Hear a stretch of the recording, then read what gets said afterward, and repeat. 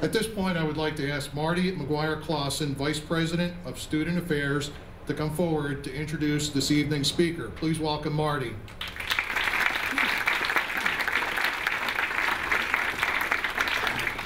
Good evening. What a nice job it is to be able to introduce to you Tim Semonich tonight. If you came to the inauguration, you've already had a glimpse into the very interesting young man that you're going to get to hear from tonight. He is a graduate of Liberty High School. He actually left home around 16, found his way back to high school, finished high school, came to the community college first time and thought, not for me, and so went off to work. And he spent some time in a factory working, good, honest work, and looked around and thought, don't think I want to do this the rest of my life. Came back to the community college, and the lights went on. He is an amazing young man. He right now is the chair of the Student Senate. He makes me work harder than I have ever worked in 26 years. He pushes me harder than Dr. Erickson and Dr. Scott and Dr. Kopacek before him.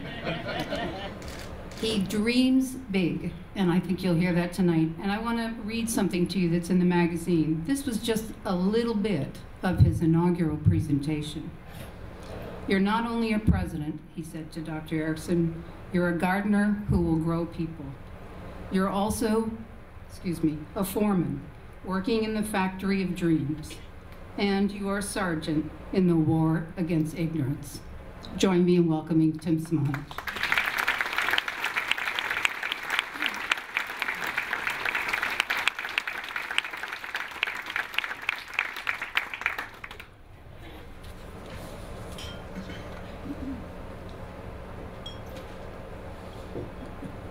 Good evening, everyone. How you guys all doing tonight?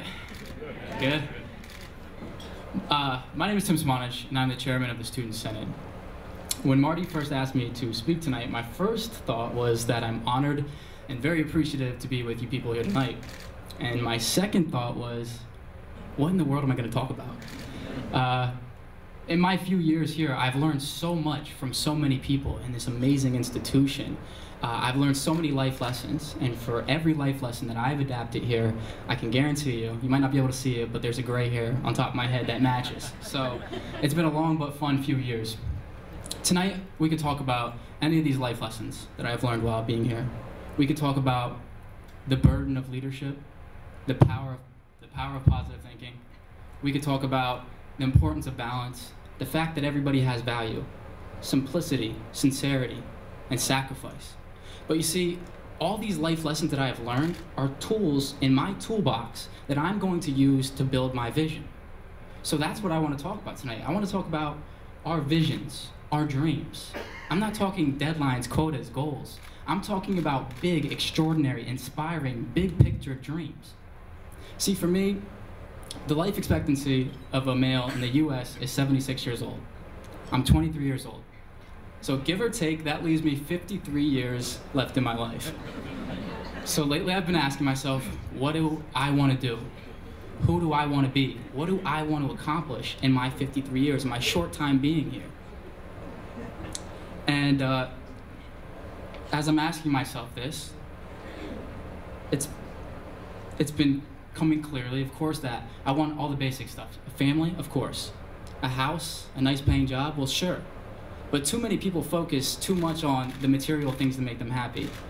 You know, I could spend my 53 years trying to acquire all that wealth. But in 53 years when I'm dead, those material things are molecules. That house is wood and wallpaper. The money is paper. That's stuff that disintegrates, become dust in the wind. I want more than dust in the wind as my legacy. So again, I ask myself, with my short time, what do I want to accomplish here? What do you guys want to accomplish in your lives? And I figured it out. I'll tell you what it is for me. While being here, I have found the key to happiness. I want to make as many keys as possible and give it away to as many people as I can. I want to make this world a better place in as many ways as I can. And that's just the title of the book, ladies and gentlemen. I'm talking about education reform, political class restructure, showing the world that this is a glass half full, not half empty. I understand that I have a ton of obstacles in my path. I understand that. And that's why I take it day by day. I understand that some people will say my dream is impossible. And to them, there's a Chinese proverb that I like to bring up. The person who is saying something is impossible should not interrupt the person who is doing it.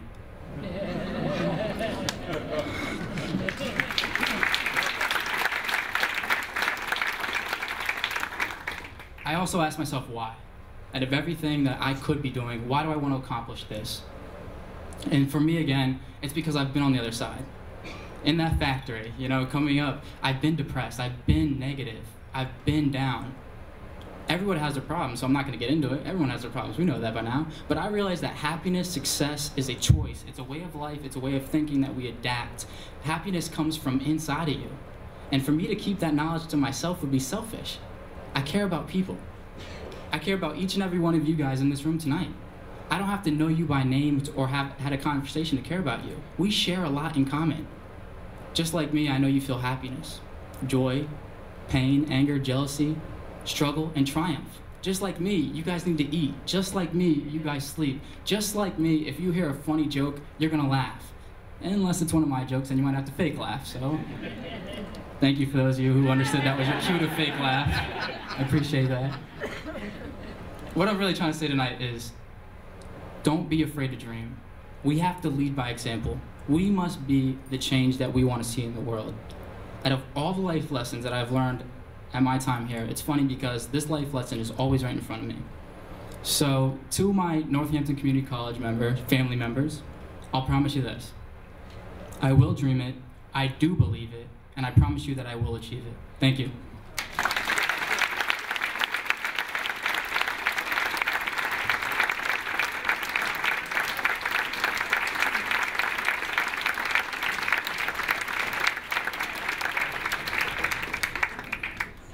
Thank you, Tim. It's amazing. The student speakers always outshine me. Maybe that's because the only C grade on my transcript at Northampton is in public speaking. Never learned that lesson back when I was a student here.